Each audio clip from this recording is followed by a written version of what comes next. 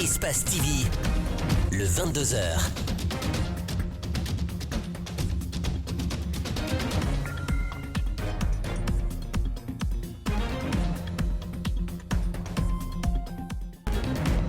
Bonsoir à tous et bienvenue dans cette grande édition d'information. Tout de suite, les titres. Quel diplôme pour quel marché de l'emploi?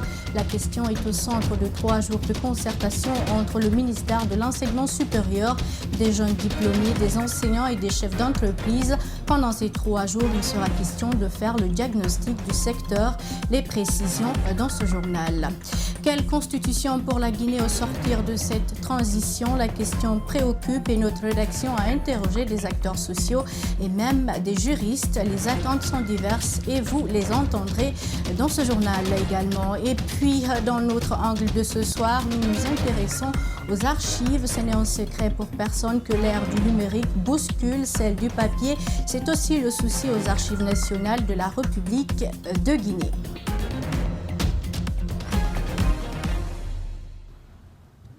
Je vous le disais à l'instant, près de 21 866 diplômés, dont 5 958 filles, sortent chaque année des 49 instituts d'enseignement supérieur de Guinée pour se retrouver sans emploi, une problématique qui a amené le ministère de l'Enseignement supérieur, de la Recherche scientifique et de l'Innovation à ouvrir ce mercredi 3 journées de concertation sur la cartographie des filières et programmes de formation en République de Guinée.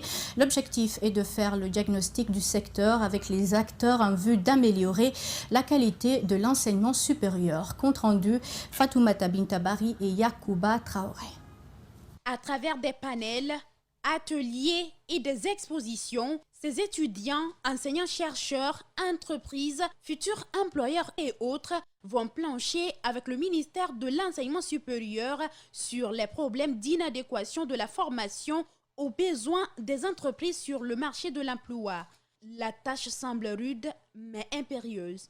Nous ferions œuvre utile si, au sortir de ces journées de concertation, nos conclusions sont réalisables et capables de créer les conditions d'une réforme profonde du système de l'enseignement supérieur. Ces 3 journées de concertation vont permettre également d'impliquer ces hommes dans la définition des compétences, des méthodes de suivi-évaluation ainsi que le financement direct et indirect des programmes de formation de l'enseignement supérieur. Pour sa part, le Premier ministre exhorte les participants à intensifier les efforts dans la formation des futures élites du pays, seul gage de développement.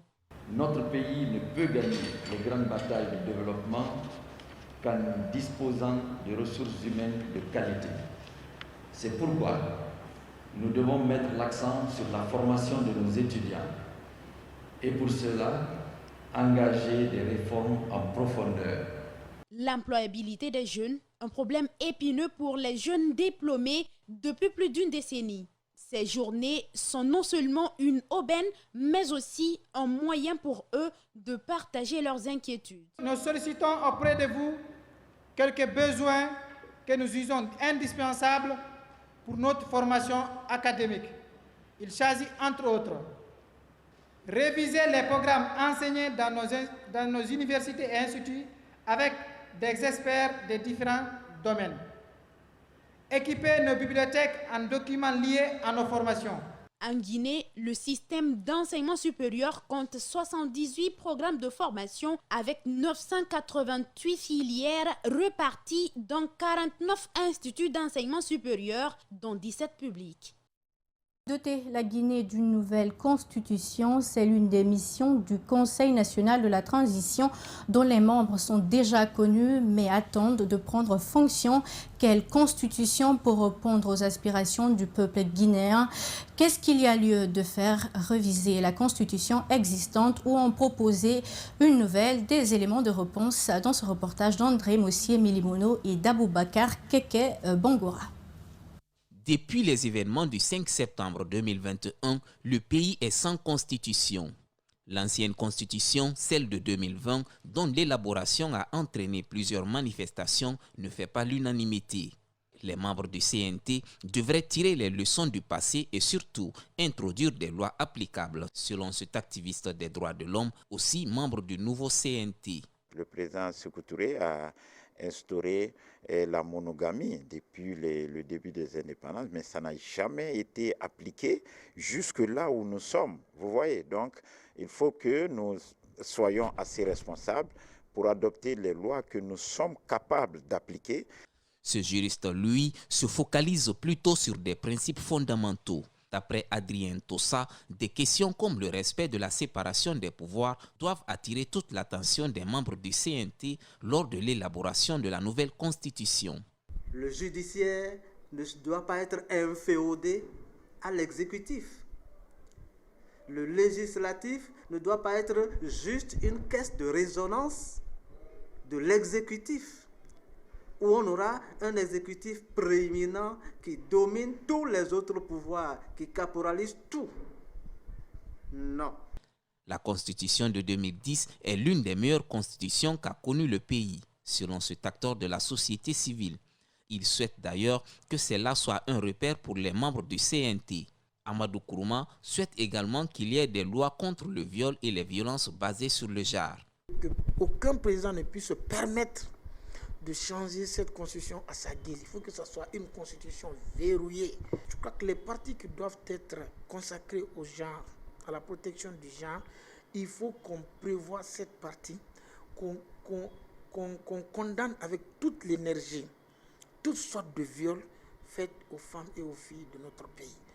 Nos interlocuteurs espèrent tous que la Guinée sera dotée d'une constitution inclusive vu la configuration du Conseil national de la transition. Le 18 août 2020, le 5 septembre 2021 et le 24 janvier 2022, toutes ces dates marquent des coups d'État en Afrique de l'Ouest, des présidents en exercice évincés de force par l'armée. Est-ce une nouvelle tendance pour les Africains?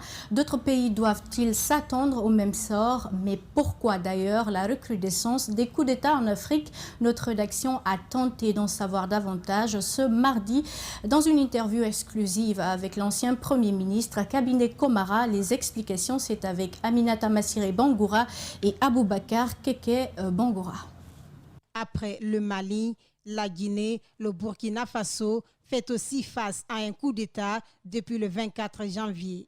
Après 11 ans de règne d'Alpha Condé en Guinée, 7 ans pour Ibrahim Boubacar Keïta au Mali et 7 ans de gouvernance pour Christian Kaboré au Burkina Faso, ces 3 hommes ont été tous évincés par des militaires alors que leur électorat ne faisait plus l'unanimité, en plus de nombreuses frustrations des populations. Pour le ministre Komara, cette recrudescence s'explique par le non-respect des engagements des politiques. Depuis nos indépendances jusqu'à ce jour, il y a eu à peu près 95 coups d'État.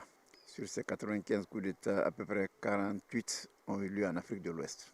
Les politiques se battent pour accéder au pouvoir. Au moment d'accéder au pouvoir, ils font toutes sortes de promesses. Chacun se présente comme étant le saint des saints. Malheureusement, quand ils arrivent au pouvoir, il y a des déviations. Il y a une rupture totale entre le dire et le faire.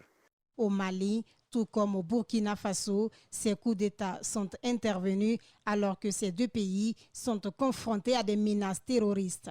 Pour une sortie de crise, le ministre Komara soutient que la sécurité et la réconciliation doivent être leurs priorités. Dans ces deux pays, d'abord, il y a un besoin sécuritaire. Deuxièmement, qu'on écoute les populations. Donc la réconciliation au niveau interne est fondamentale. Sur la démarche de la CEDEAO, l'ancien Premier ministre guinéen parle plutôt d'une institution qui doit rassurer les populations. Il y a eu beaucoup de tolérance par rapport à la mauvaise gouvernance dans le pays de la CEDEAO. Le cas de la Guinée est criard. Mais je dois dire que la CEDEAO doit davantage se donner beaucoup de moyens pour asseoir sa crédibilité. D'autres pays africains doivent-ils s'attendre au même sort? Le ministre Komara affirme que les coups d'État ne sont pas à exclure. C'est pourquoi il invite les présidents africains au respect des lois, notamment les constitutions, en vue d'éviter les coups d'État qui ne sont pas forcément des solutions. La Corée dirigée par Mamadou Sylla était en conclave ce mercredi à Dixine. Objectif, faire le compte-rendu de la dernière réunion du CPP, les démissions enregistrées ces derniers temps au sein du groupe, puis la présentation des nouveaux adhérents. Bernard Koundouno et Aboubakar Keke Bangoura pour le compte-rendu. La rencontre a pour but de partager avec ses membres les décisions prises lors de la dernière rencontre du CPP, puis procéder au remplacement des membres qui ont récemment démissionné de la coalition. À l'unanimité, c'est le président du parti La Nouvelle-Guinée qui est désigné porte-parole de la CORED. Aujourd'hui, vous avez ma personne, Mohamed Sissé, qui remplace le président Souma de Zessi en tant que porte-parole. Vous avez aussi M. Bouya Konaté qui remplace le président Siaka Bari au poste de vice-président. Le parti GDE de Aboubakar Souma, la GECI de Fodé Mohamed Souma et le MPDG de Siaka Bari sont les partis qui ont démissionné de cette coalition. La CORED dit avoir pris acte et rassure de la poursuite de ses activités. D'ailleurs, elle annonce de nouvelles adhésions. Nous avons connu des démissions au niveau de la CORED et nous avons reçu ces différentes démissions et nous avons pris acte et à partir de là, nous souhaitons bon vent à tous ceux qui sont partis. Et il a été décidé à la dernière réunion de la mise en place de 6 commissions. Ces 6 commissions ont été meublées. La coalition politique Convergence pour la Renaissance et la démocratie CORED se félicite également de sa représentation au sein de la nouvelle équipe du Conseil national de la transition.